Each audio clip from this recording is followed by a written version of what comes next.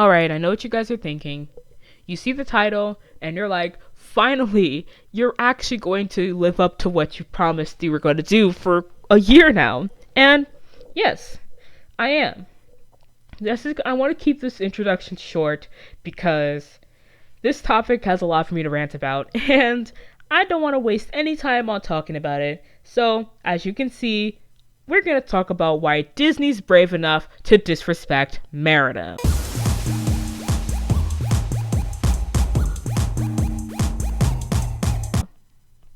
Now, I'm not one of those types of people that say, oh, representation matters and everything like that, because for me, it doesn't really matter. I don't need to see a black autistic lesbian on my television screen, because I'm one, and I'm just myself. I don't need to see that all the time. But in this case, when I talk about representation, I talk about how well Merida is represented in other pieces of media. Now, this includes Disney Infinity 2.0 and Sophia the First, which for me was actually a good inclusion of Merida because they didn't try to butcher her at all. In fact, Disney Infinity was by far my favorite representation of her and iteration of her because she got to be herself and she didn't really have her design too destroyed. I like the Disney Infinity art style a little bit more than the Sophia the First art style, and it was the best version. But of course, we also had Once Upon a Time season with Black Swan, and we also had Ralph Breaks the Internet, which was in 2018.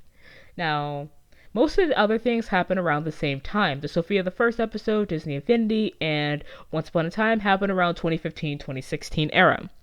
Now for Ralph Breaks the Internet, this happened 2018. That's really all there is to say about Merida's representation, aside from the merchandise, which of course I'm barely seeing her on any merchandise. But I mean, when she is, it's on the more modern ones. Trust me. Don't worry. It's better off she's not on there. Aside from that, the representation doesn't really matter to me because she's there. It's not about quantity, it's about quality. And Sophia the First and Disney Infinity 2.0 did a good quality representation. But this is, without a doubt, not the same thing they did with Once Upon a Time and Ralph Breaks the Internet. And let me just go ahead and dissect these for you all, just real quick. Alright, let's start with Once Upon a Time first, before we get into Ralph Breaks the Internet. Now, Once Upon a Time, the season they decided to introduce Merida in was one entitled The Black Swan. This was mostly about Emma wielding Excalibur and getting special powers as the Black Swan and awakening her true self. Now, this could have been a good storyline, but of course, a lot of the storylines became crap around this time. And it sucked, because Once Upon a Time was something I really enjoyed watching. The show is mostly about these people in the town of Storybrooke that have their personal lives intertwined with the lives of different storybook characters and fictional characters from the Disney universe. Now, Emma's Black Swan plotline was also intertwined with Merida, and it was weird because the Brave plotline, it could have been implemented well. Merida was almost designed for this show, essentially. But of course, they didn't do that. Once Upon a Time didn't do any of that. They didn't at least incorporate the Will-O-the-Wisp more. They didn't incorporate Mor'du. They didn't incorporate anything decent for her. What they did decide to do was that they decided to make Emma take Merida under her wing. They befriend each other, and Rumpelstiltskin corrupts her a little more, and tells her to be her true self, and because Emma's evil at this point in time, she turns Merida subsequently evil, and goes over to attack Belle, and Regina, and I can't even remember half these characters' names, because that was the most unremarkable season, even when I rewatched it very recently. I just can't believe that this is a thing that happens.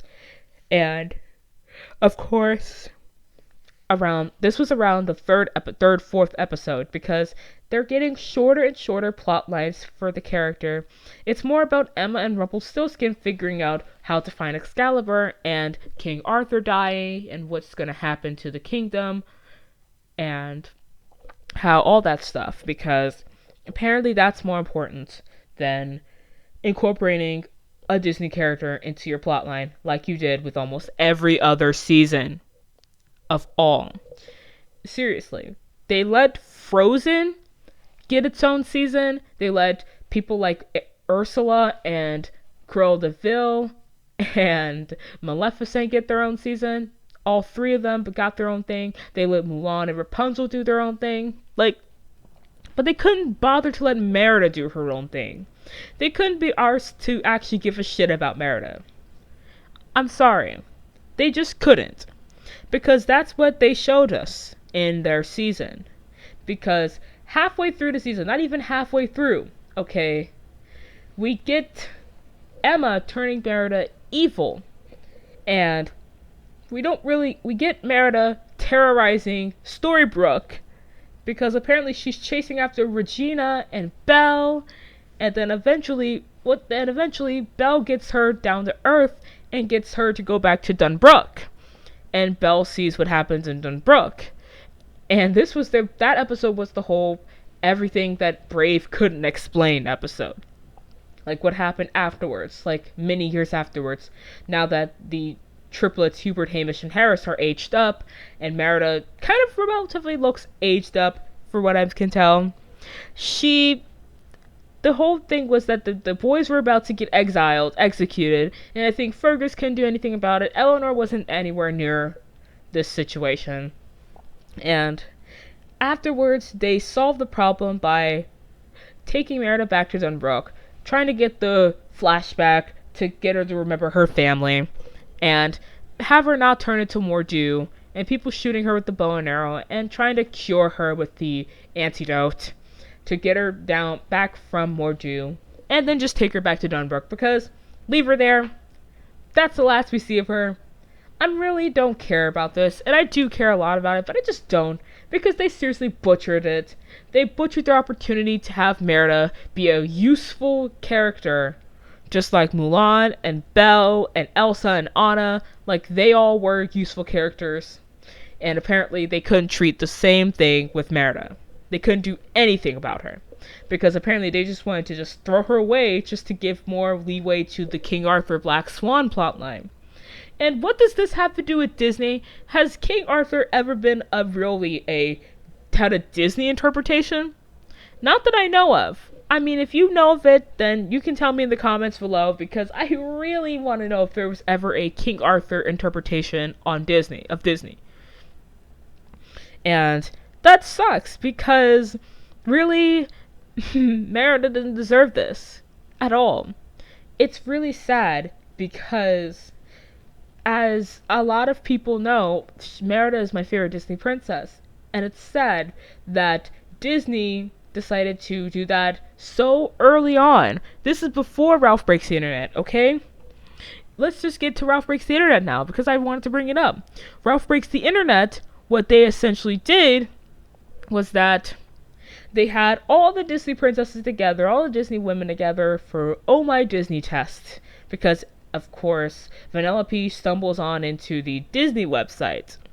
And they have Oh My Disney, and they say, which Disney princess are you? And they led her into the princess dressing room. And they asked the 5 big questions. They asked her if she had any magical powers. Well, for Merida's case, no. Does she have magical hair? No. Not really. Vanellope was a glitch, though, so I guess that's her power, magical hair. Does she talk to animals? No. For Vanellope, no. That I know of. And for Merida, yes. I think that's the only thing that she had on them. Does she sing her problems away? No. Merida didn't sing at all, except a little tiny song that she was a little celebratory tune that she did. But of course, they don't really care about that. I guess the only thing about talking to animals was that with Angus and Bear Eleanor and the boys, those were the only reasons she talked to an animal. As for the whole magical powers, she only followed the will-o'-the-wisps. The will-o'-the-wisps weren't really her powers. It was just existed. Okay, they just existed. And then did she have a big strong man save her? Vanellope, yes. Merida, no. Not at all. The whole thing was for Merida to not rely on any of the suitors, because all the suitors and the clansmen and the dads of the suitors and even Fergus himself, the big strong men that she would have had been able to pick from, she didn't want them. And the whole thing about Brave was that Eleanor was turned into a bear, but she protected Merida. If anything, Merida was saved by a woman, by her mother. Now this, for me, might be surprising because you know that I'm not really a intersectional feminist, or feminist at all, because I'm more of an egalitarian. But I knew this was kind of feminist pandering. But I mean, I still like it because I like the characters, okay? I really do. The movie isn't perfect, but I really do. And it's just really stupid that even later on in this princess scene, they had Merida with her one line of dialogue in the entire movie. One line was her basically speaking so fast that nobody could understand it because, haha, Scottish people don't know how to talk. And it's really horrible and misleading and a stereotype of Scottish people, because then afterwards they made her the ass of the joke with her speaking unintelligibly. They're like, Vanellope just looks at the rest of the princesses, which, by the way, most of them are on the other side of Merida, aside from Aurora and Belle. Or was it Eric? I know, definitely Aurora, definitely. And the fact that they separated them from Merida was stupid. But now, she was just talking on and on, basically talking about Brave, what happened in Brave, and then Vanellope's just like, oh, why can't I understand her? She sounds funny. Why can't I understand her? And then Elsa's just like, oh, she's from the other studio. And then Vanellope's just like, oh. Like, is there something wrong with being a Pixar character? Just because she's a Pixar princess doesn't mean that she isn't a Disney princess. This just solidifies the fact that Disney doesn't like Merida. It's stupid. They gave Tiana more lines. And I thought Tiana was completely dead to them. And it's stupid. They gave Moana more lines. They gave, Pocahontas more lines. How? How do you do this? How do you do this, Disney? How can you disrespect a princess so badly that, honestly, it seems like you didn't give a shit about her to begin with. I'm saying this isn't new because I told you about the Once Upon a Time shit. If they ever did this to Elsa and Anna, people would be up in arms. But because it's Merida, because, haha, Scottish people are funny, Scottish Twitter is funny, the memes about Scottish people are really funny, because that exists, we don't really get a lot of people talking about this. And I only really saw one or two videos about this whole Merida situation. And I'm glad I found that because it was recommended to me in my YouTube feed. And I'm very glad they recommended it to me. I did drop a like because I really did like it. It was much better made than this one. But I wanted to put it out there because Merida is my favorite Disney princess. And she deserves more respect than Disney gave her within Ralph Breaks the Internet. Because her one line of dialogue was taken as the ass of a joke. And for me, that's just unforgivable. Completely unforgivable. And I want to address the counterpoints now. The counterpoints of, oh, but Merida's a Pixar princess. I already addressed that one, and I said, I don't give a damn if she's a Pixar princess. She is still a Disney princess. She was officially inducted into Disney princess later in 2012 after Brave came out.